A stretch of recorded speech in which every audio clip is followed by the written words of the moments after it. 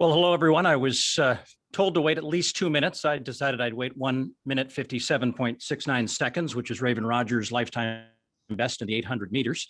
But want to welcome you all to this special occasion, which is to reach out to so many of you. I see a lot of familiar names on the list of RSVPs, and a chance for us to give you a little bit of a window into this spectacular new venue that we have at 15th and Ag at Hayward Field at the University of Oregon. For those of you who I do not know or do not recognize my voice, my name is Paul Swangard.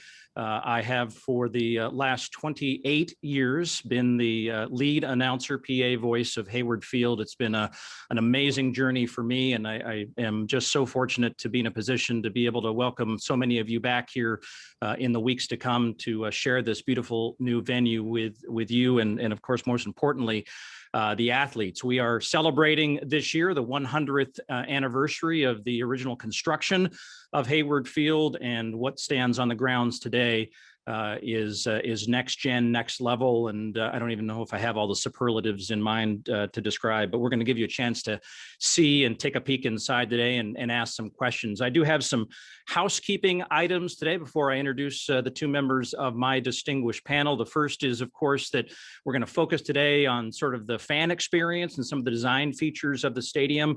We've solicited many questions from a number of you, and we have many of those questions ready to go through in our Q&A session. There were a number of questions, not surprising, about the status of volunteer opportunities and spectating opportunities and upcoming events, and specifically the Olympic trials. We don't have any answers for you today. We apologize, and you know it's a very fluid situation here in Eugene. I was told that if you do have specific questions about either volunteer or ticketing for the Olympic trials, to reach out to the folks at Tracktown USA. Their email address is info@gotracktown.usa.com.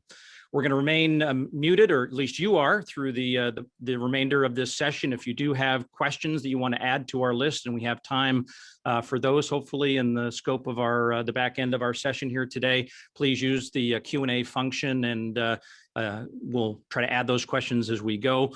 But really today is to celebrate and to reach out to a very important constituency.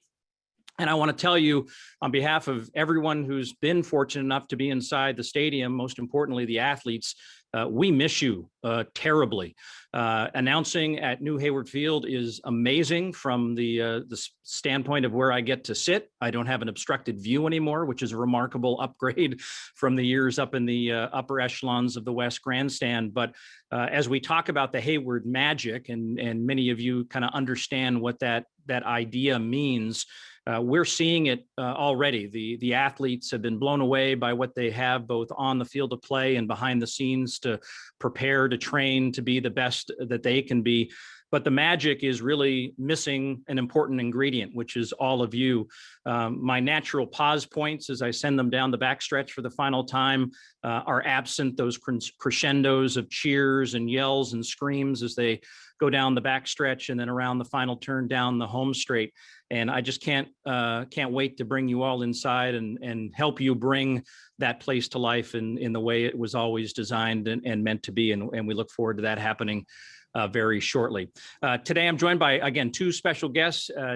Jeff Yrazabal from SRG Partnership, who has the best view of the house, I think, a secret apartment he potentially built at the upper echelons of Hayward Field, and really kind of behind the design work that has made this just the single greatest venue for track and field, I believe, in the world. And we're also joined by Todd Van Horne, no stranger to projects on the U of O campus, as well as Jeff, but this one particularly a labor of love for him, as he was able to really bring the storytelling to life. And you will be amazed by the moments of unexpected delight that you'll have inside this stadium, whether it be walking into the restrooms, many of them, many more of them, to just the things that you'll see around the stadium and into Hayward Hall that really celebrate and showcase what has happened on that hallowed ground for now a century. So, gentlemen, thank you for joining us. We're going to set the stage. It is always a tradition to start one of these things with a motivational video.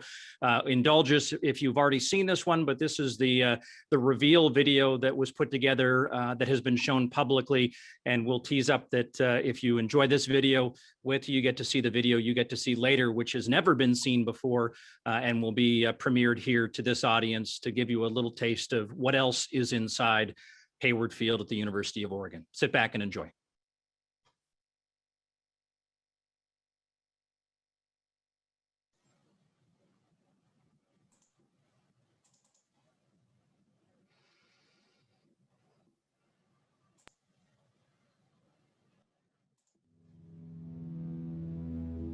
The main premise of actually rebuilding Hayward Field in this manner is to make it built for the athlete.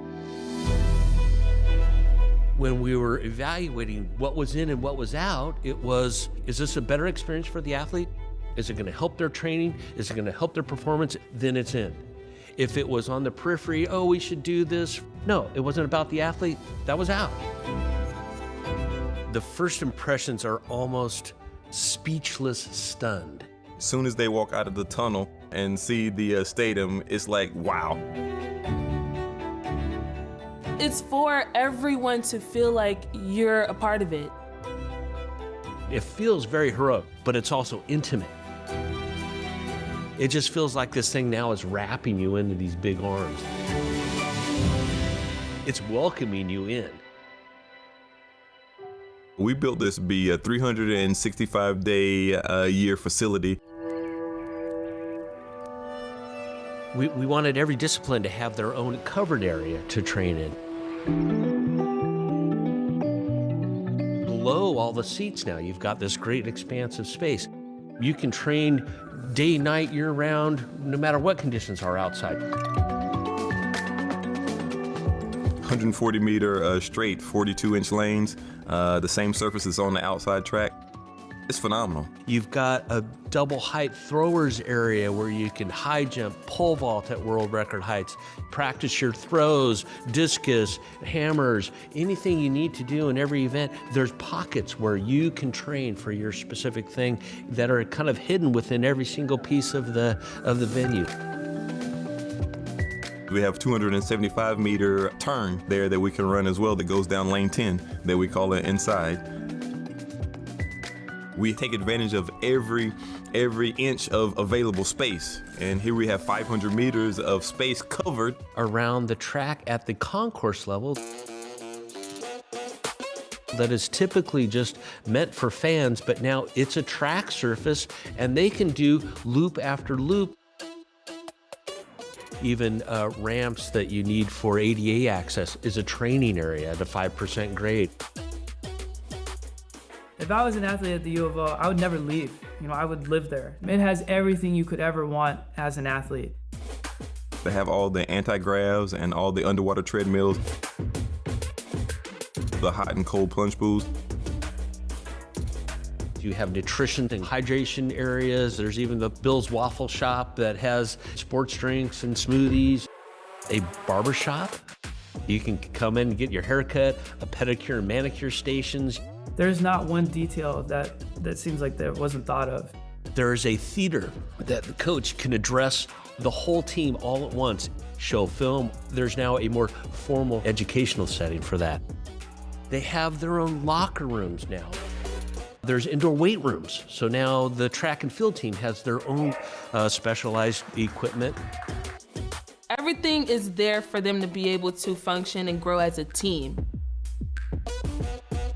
The beauty of this is all underneath what is the venue, and it's specifically built for the world-class needs of a track and field athlete. It's out of this world. It's over the moon.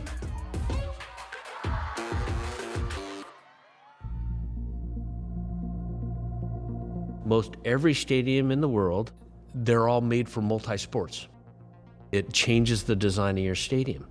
It's just so cool that it's a track-only, track-dedicated, track-centric building. Track and field fans, most of them want to congregate next to the finish line. So that's where you get this asymmetrical design and you have more seating next to the finish. It's a very unique design that way. It wasn't compromised for multi-sports. It is a track and field only venue. Having the fans that close, it just adds that much more excitement and energy. The first level of seating, it is unbelievable. You can stand up and reach out and touch somebody as they come by. You know, you want the fans to feel like they're right on top of you because that energy certainly carries over to the athletes. There's no bad seats. You've got great visibility. There's no sightline issues. I don't want to watch track anywhere else in the world but coming to Hayward. There's no dead zones of fans. They want to have fans all the way around. When the athletes are competing, sound's a great motivator. It is bedlam here at Hayward Field. And that's what this roof design does. Redirects sound back onto the track. The theater for track is real. And Oregon wins the Triple Crown.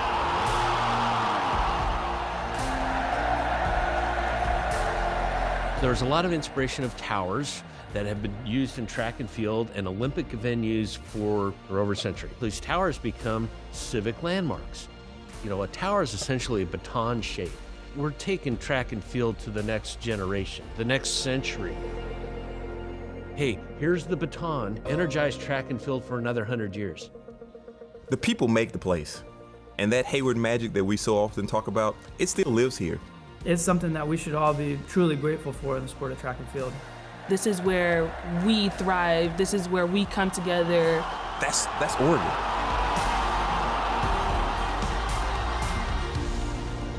Every day that I come here, I remind myself how blessed we are to have Hayward Field.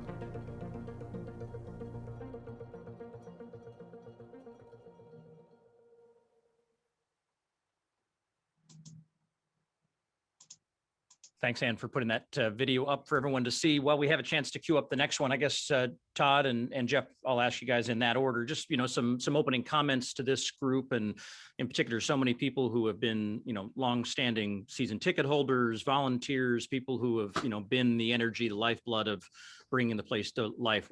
What's the message you want to send them today, you know, overall? Well, first of all, it's truly an honor to have a project like Hayward Field. I mean, we know that the so much history and so much inspiration of the past, and we really wanted to be inspired by that and honor that past and bring it forward to a new generation. So this whole idea about inspiring the future is part of the task, but without forgetting the past. You'll see that's embedded within the logo design itself, all the Easter eggs around that we have over, probably at last count, over 375 different moments that we've honored as you can move around the venue and find out, inclusive of even on 15th Plaza, where we've honored all the Olympians that have made the Olympic teams of various countries for over 100 years. But it's truly an honor to work on this, and truly an honor to see the athletes compete there, what they've done. It's really special. So again, thank you for University of Oregon. Special thanks to the donors, especially Phil and Penny Knight. And like I said, this is it's a once in a lifetime opportunity. How about you, Jeff? Yeah, well said, Todd. Once in a lifetime, absolutely. And Todd probably goes through a similar thing in talking about what we've accomplished as a team in the last several years, probably dating back to late 2016. And that is that design and construction, it's a team sport. And Todd and I are here really representing the work of just so many incredible people and talent, and really, in my mind, a type of a team that's unique in absolutely how we collaborated with Todd and what he brings, and how we think about these projects. It goes way beyond architecture when you deal with a special place like this. It's an intersection between architecture and art, and the spirit of the place and the legacy. And to be able to bring ideas with that as the context, it requires a unique team. And we have many people that have contributed in that way, and we're proud of the collaboration and the group and what we've been able to do. So happy to tell more about that story here soon. Yeah, and we'll get into a lot of those details here in the coming minutes. But as we teed up and promised you all that the reason to come join us on this special Friday was to get a little extra insider's view of some of the elements that are really focused on the fan experience. And, I can tell you those limited number of fans who've gotten inside the venue, there's been some oohs and ahs and gasps as they've just been able to see a little bit of what they can enjoy in the seating bowl.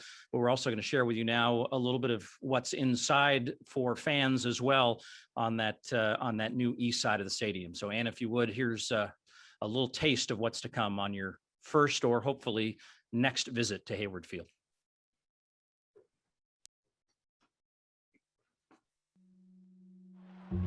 There goes Hall. And she will be buoyed with this crowd. You kind of just expected every time you raced on Hayward, if you were ready to roll, like you were gonna get there. A lot of people talk about losing some of the Hayward magic with the new building, but I've always believed it was the people there and the community in Eugene that really made Hayward Field so special. It's still the same track. It's still the same curve. You still have the dorms, which is good. This venue was not only built for the athletes, but it was also built for the fans to make sure that they have an absolutely phenomenal experience. The attention to detail is uncanny. You got unbelievable concession stands there on the concourse, unlimited bathrooms, no more waiting and long lines, ADA access, no more splinters in your backside. I'm sitting on those bleachers. Now everybody has cushioned seats and no more sitting behind beams. We want to make that experience and that entertainment value very high in coming to Hayward Field, for when you leave there, you'd be like, wow, that was an awesome track meet. The fans are Hayward Field, and they bring that Hayward Field magic here. That magic is going to carry over. Everybody talks about the fans lifting them to unbelievable performances, and that's not going to change. It's going to be even more special. This stadium is exclusive for the Eugene fans. There should be a sense of pride. We're able to say that you're coming to our house. Let's give them something to cheer about.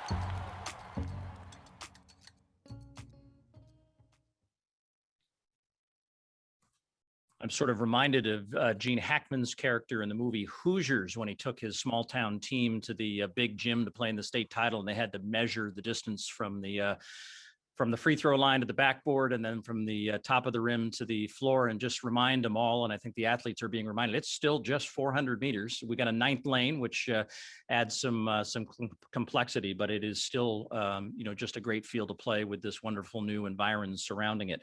All right, guys, let's go to Q&A, and we'll just try to, plow through these as best we can. And thanks to those who submitted questions in advance. And again, please use the Q&A function here in the webinar, and we'll try to add to some of those questions if we can get the time. We've got about, good 25 minutes to a half an hour. And if you guys have more questions, we'll stay here and try to answer them to the top of the hour. I feel like I'm going to be a radio talk show here. Now, Brian writes, how has the spectator seat legroom changed at the start-finish line? I guess that one's for me. I can take that on. Yeah, and it was mentioned in the videos, fan experience for everyone in this venue was the focus. And so that means every seat, every row, every location in the stadium all have best in class legroom. In fact, the exact dimension is 44 inches that you see sometimes in more premium spaces in other venues similar to this. And here, everyone has that premium experience on every row and every seat, whether it's finish line or either side of the stadium. So equity throughout the stadium on legroom, which being 6'6", I was excited about that myself. So it's yeah, you can actually sit in your seat and someone walks in front of you and you just tuck in your legs. You don't even have to get up like typical stadium seats do. So yeah, that's truly one of the parts that makes it super fan friendly and very comfortable that way. Yeah, and we'll get into a lot of those amenities too. And I think we're gonna when we have an opportunity, share a screen again with some PowerPoint images that will kind of carry us through this Q&A, so you don't have to stare at three of us guys for the remainder of this Q&A session, but just give you, and again, some more visuals of what you'll see when you get inside the venue. Color choices, Todd, back in the day when pre-ran the old Stevenson track at Hayward Field was pale yellow. Drex asked, was there any thought to using that color again, and maybe just to expand that question, your choices of colors and how you build that into the design theme. Yeah, I mean, I think we very, very clearly wanted to make a connection to the way that the field was, and I think that we took the same color that the track was as it moved on to this new renovation, and we wanted to make sure it was consistent. Just like your comment about there's some things that you want to carry over, and that sort of feeling was that way. But we really wanted to express color in different ways, and that's where you get a lot of the influence of the seats. And where even that came from is you look out at the Coburg Hills, and you've got these beautiful, moire patterns of colors with the trees and evergreens and poplars and pines, et cetera. And we took those colors and brought it into the seat designs. And you have this, gradation effect that goes from dark color to light color, just like you do in a forest. And it really makes the stadium feel alive.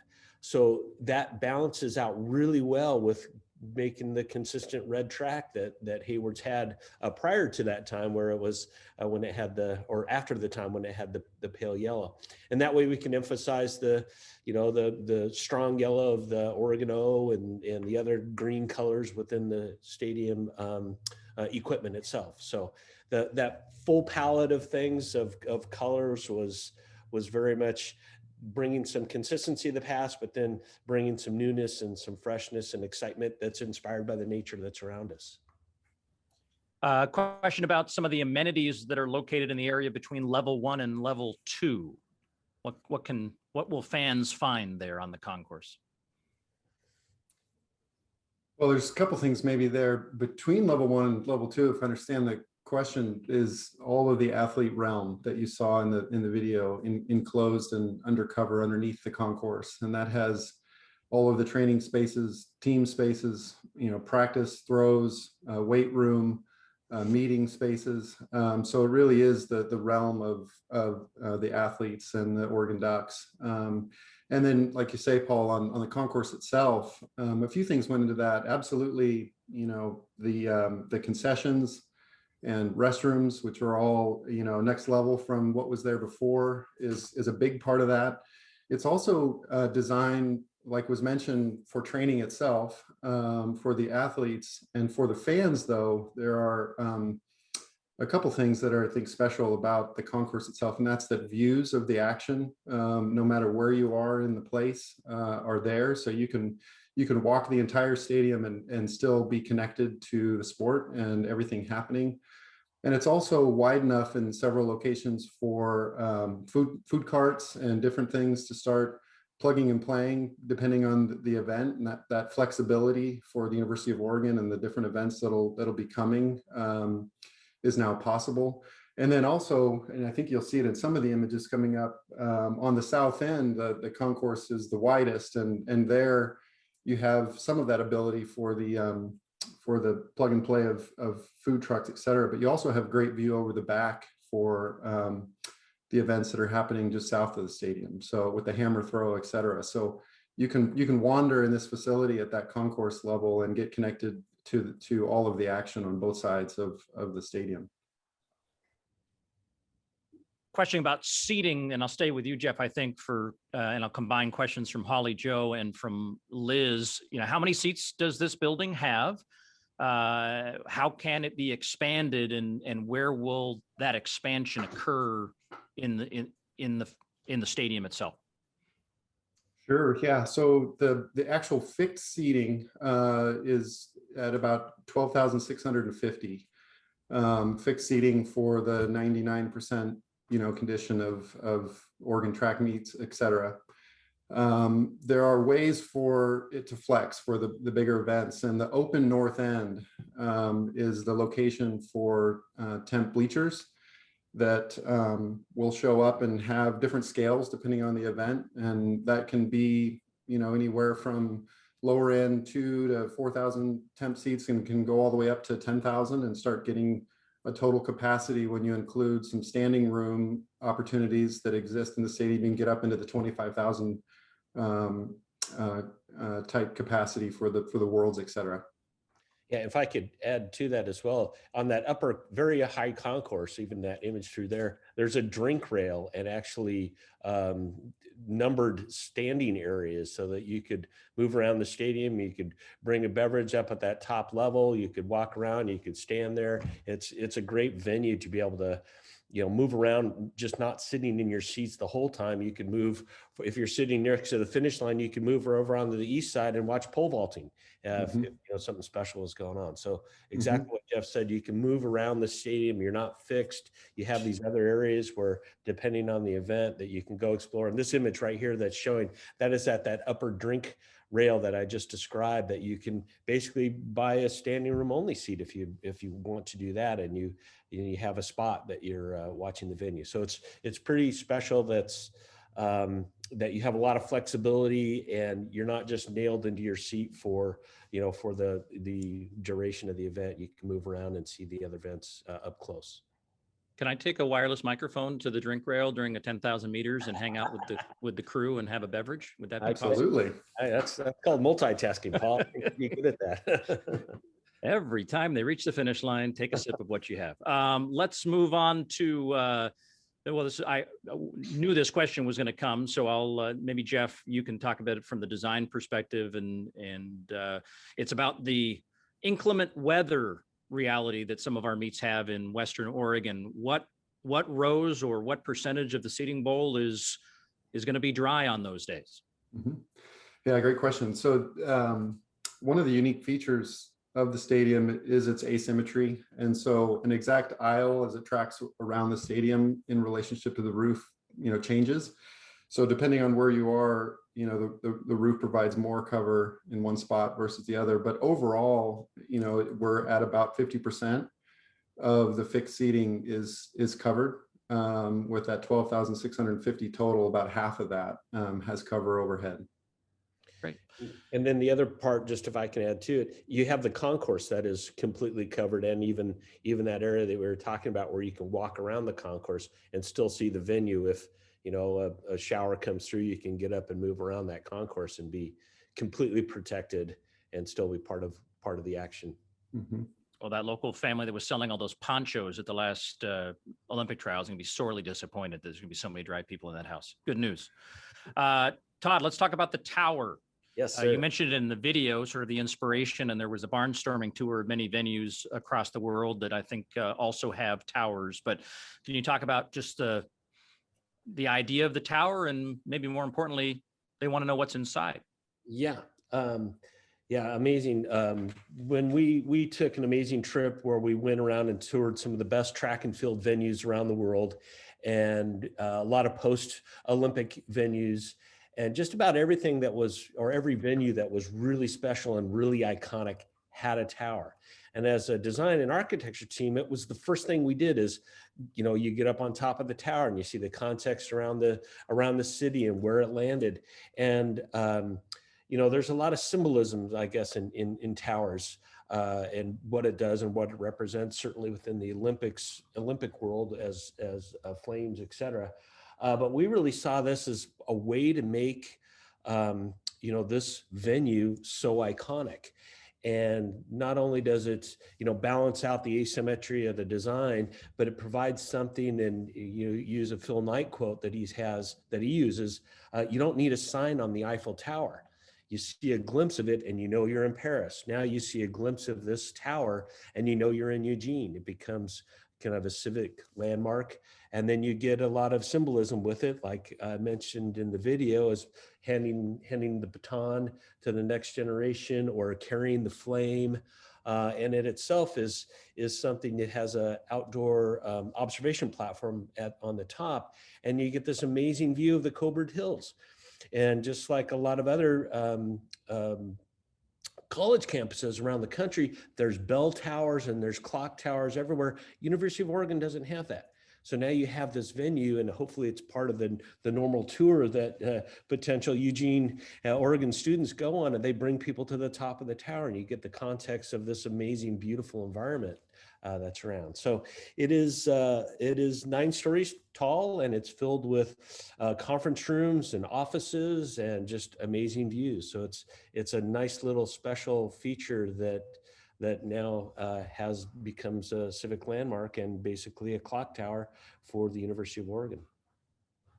And Todd, staying with you for a moment, the video that we showed, the second one, gave a little tease of sort of Hayward Hall and some questions about how parts of the historic Hayward Field were incorporated into the design of this facility. And maybe you can touch on that right now. Yeah, absolutely. So part of even the way where the tower connects into the stadium, it's created this large area just on that whole underneath the east side of the grandstands. And we took the opportunity to basically to create a museum or a museum-like setting where you're honoring all the past accomplishments and have these details of coach. We have created and curated special videos that'll be shown within a theater that looks like old Hayward, utilizing those seats. We had some special elements even in the atrium area where we used the bleacher wood of the green bleacher wood of the East grandstands, and we have Bowerman's eulogy to Prefontaine that's in metal that's within that. So very touching, powerful moments, honoring the past and then just utilizing the material of the past to help tell that story. So we really took great care in making sure that, the beauty and the patina of Hayward, the way, had it been for 100 years, wasn't lost. We just took those elements and made it into displays and, artwork, and really tried to honor it in a new way for the future. Let's see. Devery asked about acoustic considerations. Obviously that's something you're trying to replicate from the old facility. I'd be interested to hear from both of you, kind of how does theory meet design from a construction standpoint? Yeah, great question, because it was a huge focus for the team when we did those tours across Europe. And in fact, Todd had some great ways of testing each stadium, going to the very top and trying to have a conversation with us down on the track. The spatial enclosure that's so special now with the design absolutely plays a big role with acoustics, and we studied that a lot. The roof and the material for the roof, which is an ETFE, it's a cousin of Teflon. The material does a lot of things for us. The acoustic properties are terrific. And it also, we talked a lot about wanting the stadium to feel light and bright. Many stadiums we visited had great acoustics, mainly because of the roof and the enclosure, but it was very dark. And one of the things that's so beautiful about this setting is wanting to connect to, to the place and have Hayward Field feel light and bright. And so it does let light through, but then plays a big role with acoustics. And Todd's same test that we did across the world in many stadiums, we did on site, and we were able to hear each other and have a conversation just like this, standing on that upper standing room only concourse with someone standing on the track. And we can only imagine when this place is full, how loud and exciting it's going to be now that everyone's fully surrounding the track and the athletes. And let me add to that too. Probably, Paul, you've experienced this now announcing there. There's over 80 speakers that run around the whole edge side of that roofing system. So even the audio sound quality from you as an announcer to what could be music, what would be a whole another venue to have even an outdoor concert could be right within that roofing area. And it's the big subwoofers and the small acoustical speakers are all blended in within there, and you've got great sound all the way around the venue. Yes, I've heard from all my friends in the West University neighborhood. They can definitely hear. I remember, Paul, the sound test day where we were all there, and I think the first time we kicked all those speakers on and played some Tom Petty. If there was a roof over the entire track and field, it was possible to blow it off that day. So that's a big part of it, Todd, and you're right. Just trying to scan through some of and I appreciate everyone throwing questions into the Q&A, and we'll try to get to as many as we can. And obviously there's some questions, particularly about volunteer opportunities and some of the things related to the trials that I just simply don't have the answers for. And again, info at Go Tracktown USA, and we'll collect these questions and certainly forward them on to the folks we think could be in a position to answer them. So appreciate your patience and understanding that we might be able to get to all the questions. Kyle Raisler, sounds like a familiar last name, asked about the track. This is a Bynum track, which was previous to the stadium as well. The Mount Sac Relays facility down in Walnut actually has a similar track surface, and we saw some really fast times over the weekend at their meet on Sunday. Just talk about how, again, choosing a track surface and, is the track that much different? Because it sure seems fast given what we've seen the athletes doing so far in the meets we've had in 2021.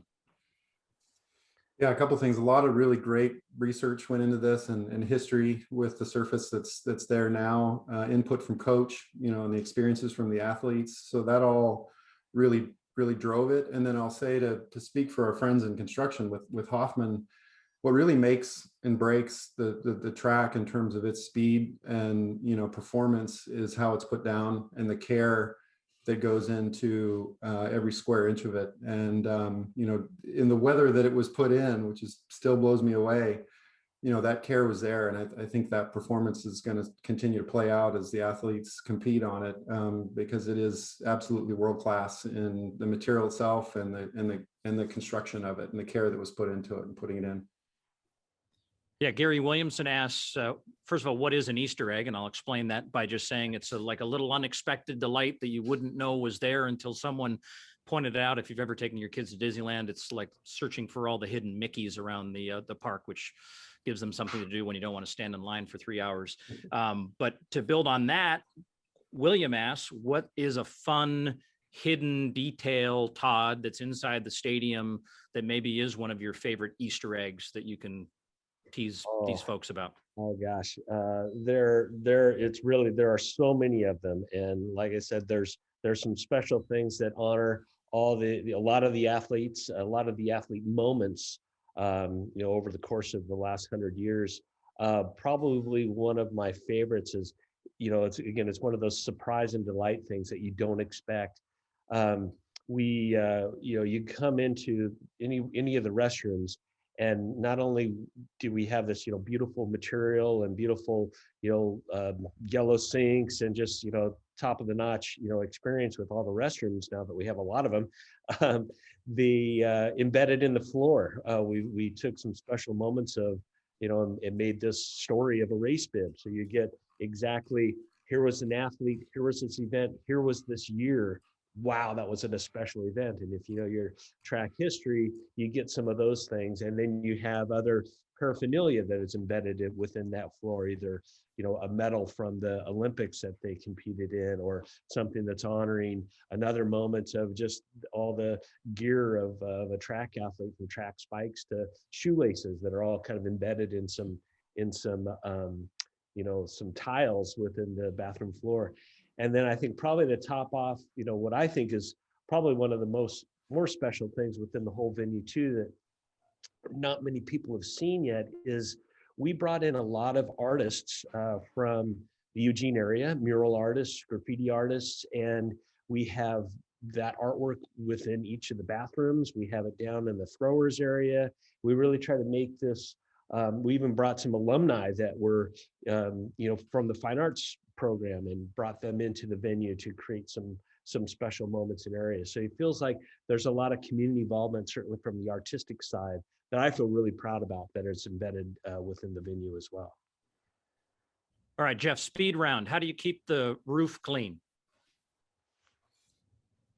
The beauty of ETFE is it cleans itself in this climate. The rain and its slope, that's one of the great things about that material, is it does clean itself. And we're in a pretty good test mode with some of the air quality and wildfires that we had last year, and it was really amazing to see how it performed through that. So it definitely does require some maintenance, there's no question, but the rain really helps. It cleans itself throughout the year.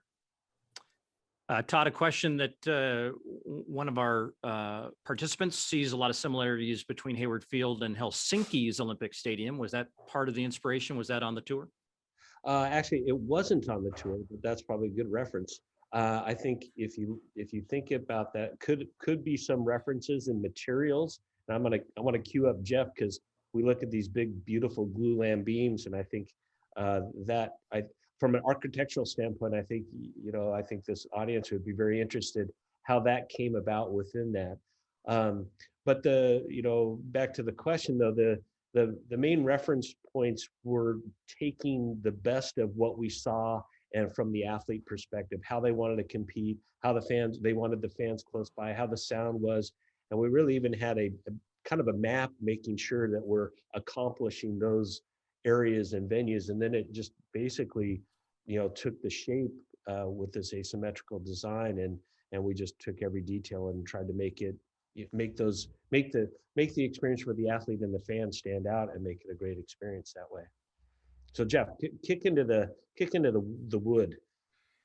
Yeah, the wood had just such a great connection in so many ways to the place, to Oregon, and Todd really and his team really helped mine out some really great connections to Bill Bowerman and many of the different phases of construction throughout time that's happened on the site. Wood has always been present at Hayward Field, and so we were really excited about the heroic wood enclosure and being part of the total experience, linking to the past, but also with its innovative engineering and fresh look at how we use the wood. It represents the future at the same time, and so that symbolism excited us. And it's interesting, the tours, Todd, I'm thinking Stockholm was a really interesting stadium that we visited, not only because it had a tower, but it had a beautiful wood roof that was a historic roof. And we had a great conversation about, wow, with Oregon, with the history on the site,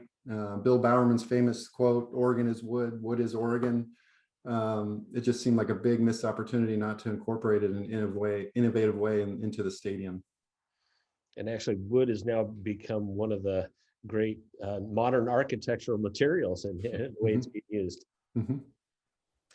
Hey, Jeff, one more quick question about the roof. Is there UVA, UVB protection from the roof? Yep, another beauty of ETFE. So it does protect. And another interesting detail that you can't see from a distance when you're there, the material has what we call a frit, which is basically it's a dot pattern that grows in density as you get to the top of the roof. And what that does is it provides shade. So it lets light through, it's translucent, but it also provides shade and UV protection at the same time. And then add to that, but because it actually gradates, so it's more dense at the top and then it comes down back to the side. And we really wanted that to be able to, open up and not close off the rest of the world. So you see a lot more through that. It's more transparent as it comes down the vertical side.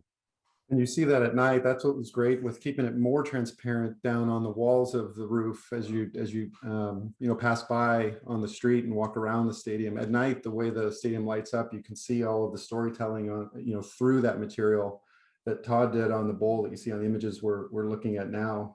So it's very different depending on the time of day, day to night, and then even just different sun angles. That material really reveals different stories throughout the day and night, which is exciting. Yeah. And what you're looking at on that underside of the bowl that Jeff is referencing in that metal are all Bill Bowerman's specific training guides for his athletes over time. And we created a nice pattern of those that he custom made for each of his athletes.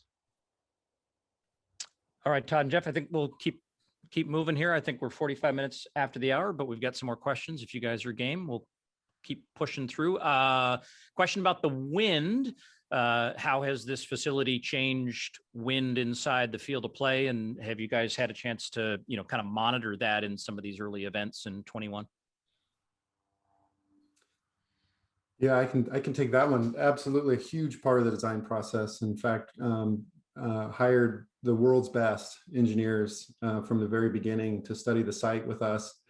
And although you can't, with Mother Nature, prevent all conditions from ever happening within the stadium, we did everything possible to make sure that was a big driver. And as an example, the way the lower bowl and the upper bowl are split and allowing wind to move through the stadium versus just creating a single bleacher, if you will, that creates a wall on the south end, that played a big role.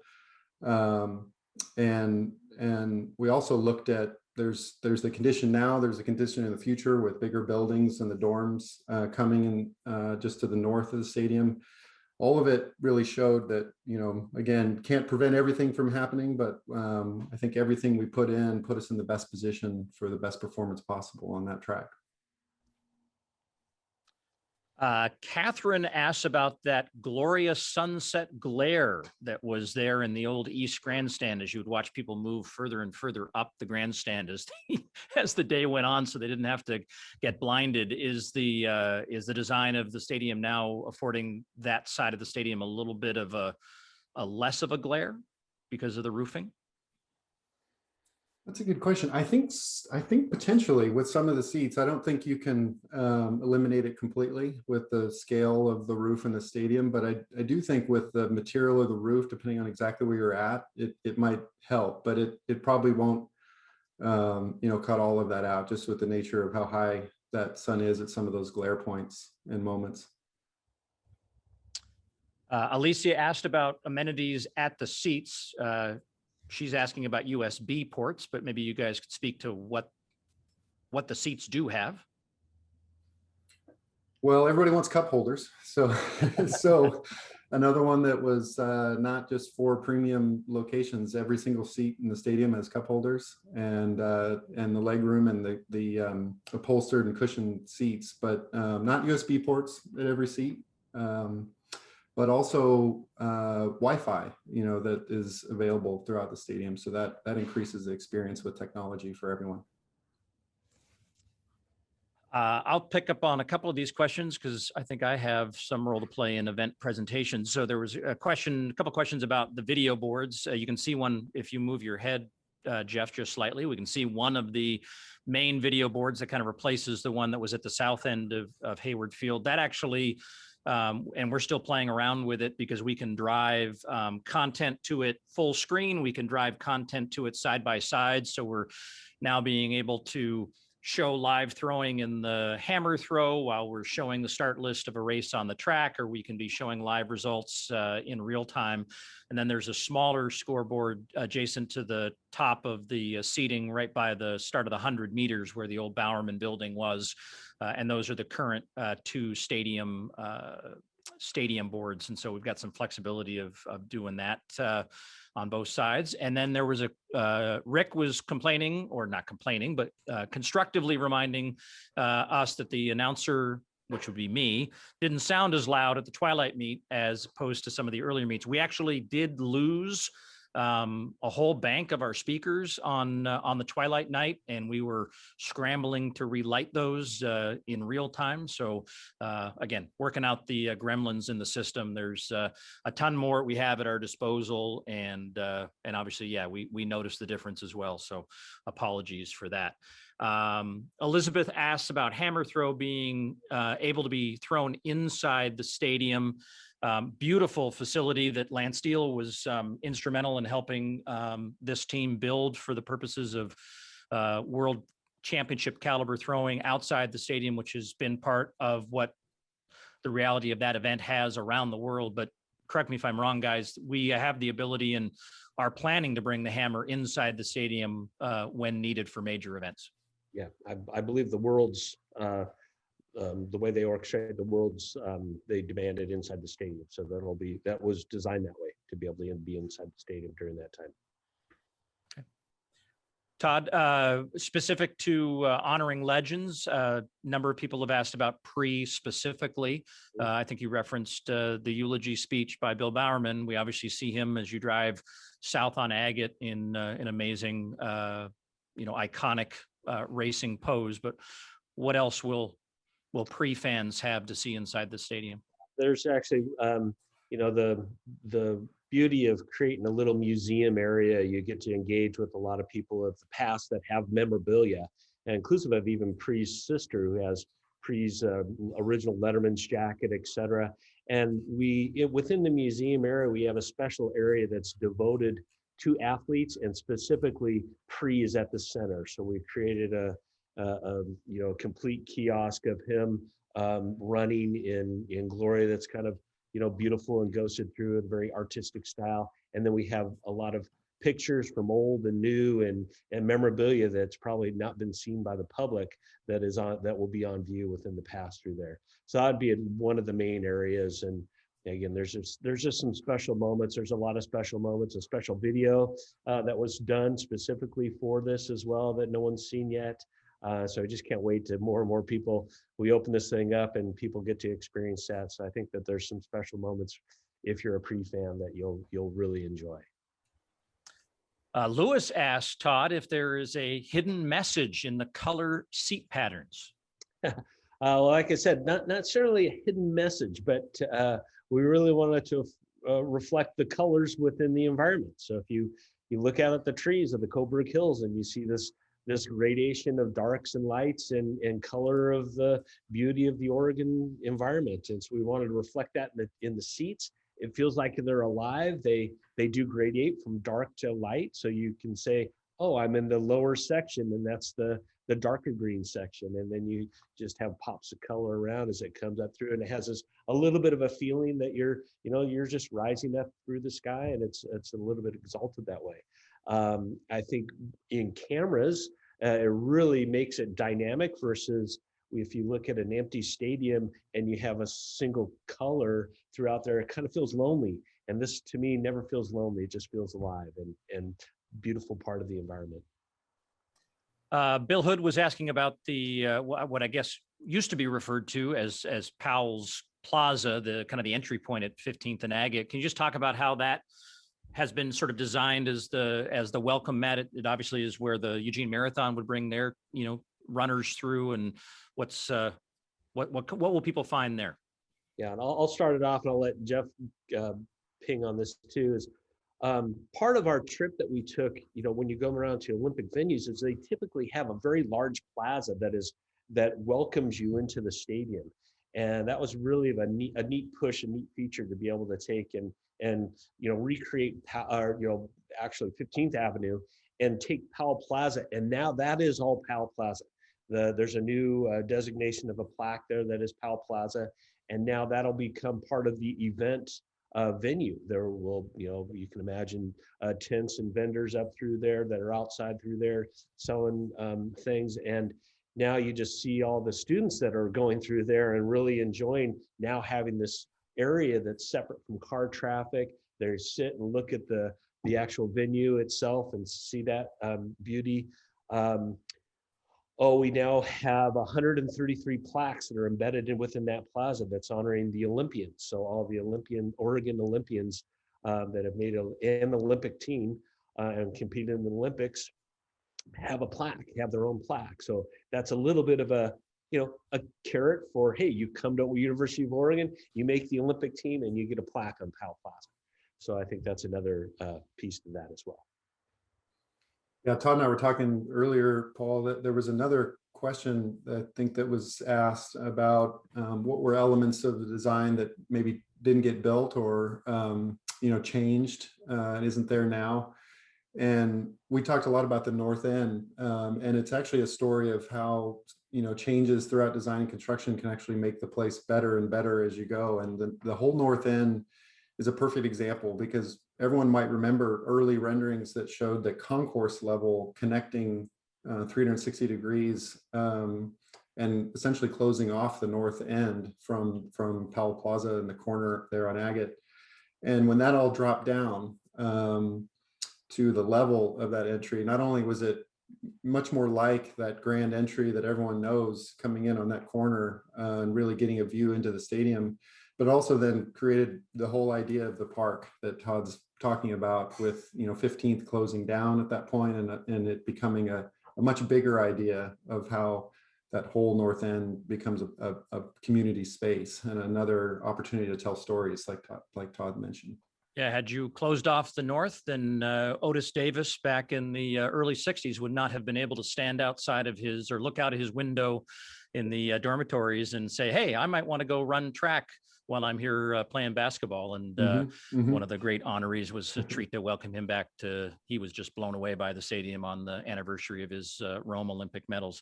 All right, time for a couple of quick more ones. Lisa asked a great question. The ordering of the flags of the world around the perimeter, it doesn't seem to be alphabetic. No, it's there's 156 flags, and those flags represent the countries that have competed at Hayward Field throughout history and time. It is, other than the United States flag, it is a random order, and because there was no order necessarily that the countries came, they came and went in multiple countries. So it's a little bit of a exploration to find the country flag if you're a particular to one country or another. But yeah, it's a fairly random order by design. and no flags of nations that no longer exist. I think it was determined at that time of competition. If that flag, that's a very good question. I don't know that there was one that that flag changed. We went with with the ones that were the 156 flags, and they're all. That's what actually it kind of creates the rest all the way up to 17th part of the stadium feel now. So you have this real international flavor. That's another thing we saw on our trip, what Jeff and I were referencing, is just the whole international feel of a lot of Olympic venues.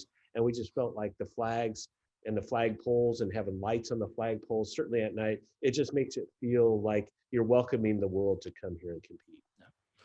All right, good final question to end on. Given that there are no bad seats in the house, in your opinion, what is the best seat? And I'll start because I have the right answer. It's my seat at the finish line announcing. So what's the second best seat, Todd? Well, gosh, that's a tough one. I know why. I can tell you my season tickets are I think I'm near, I couldn't get right on the finish line. I'm near the finish line, but right at the almost at the concourse level. So I can get up and move around and walk around to the other areas and walk the stadium. Because I get a little anxious. I don't want to sit in one seat for that amount of time. So I like to move around. So that's my choice. But truthfully, it's a very good question, because you have this amazing different experiences from wherever you are. I love to go over that drink rail area up top through there. It just, you see the surrounding hills. It's not just about venue and what's happening on the track, because obviously we know there's a lag time with some of the events, but you get up and you just, wow, this is a beautiful place where this sits. And just the experience of any seat is pretty darn good. Yeah. Jeff? Yeah, I saw that question. It's a tough one. It is, because as everyone knows, track and field, there's just so many different events happening at any given time that it depends on which event you're connected to the most, because there's great views of all of them. So it kind of depends on what you're focused on. And we talked a lot about, like what Todd's saying, being able to move throughout, even though you have a fixed seat. That depending on what you're most excited about, we'll have great experiences and views of the action. Be able to move through and find those other experiences was a big part of trying to create that place where everyone's connected to the action. Yeah. Well, I hope you will all find the right answer to that question as you get an opportunity to come inside the stadium in the weeks, months, and years to come. There were a lot of questions, as expected, of what do we know about attendance at some of these events that are coming up on the horizon, most notably the NCAAs, the Olympic trials, and then Prefontaine after the Olympics in August, a unique time frame for pre this year. Bottom line is we don't have the answers. We're all watching the news and listening to the updates from the state along with the rest of you. I know on behalf of Todd and Jeff and most importantly, the athletes, we can't get you back in the stadium fast enough. And we want you all there and we want those seats filled. And man, we're going to look forward to those days when we can bring this place to life as much as we have all dreamed it would be. So Todd, Jeff, thank you for your time. Thanks for all the energy and the work that you put into this. It is truly an honor to be in a position to help bring that stadium to life. I'm glad in the midst of doing all the new stuff, you kept the announcer. That I was a little worried that maybe you'd come up with some Siri technology or something that would be all automated announcing. So look forward to entertaining all of you in the meets to come. And thanks to all of you for joining us. And we'll see you at Hayward Field very, very soon. Thank you.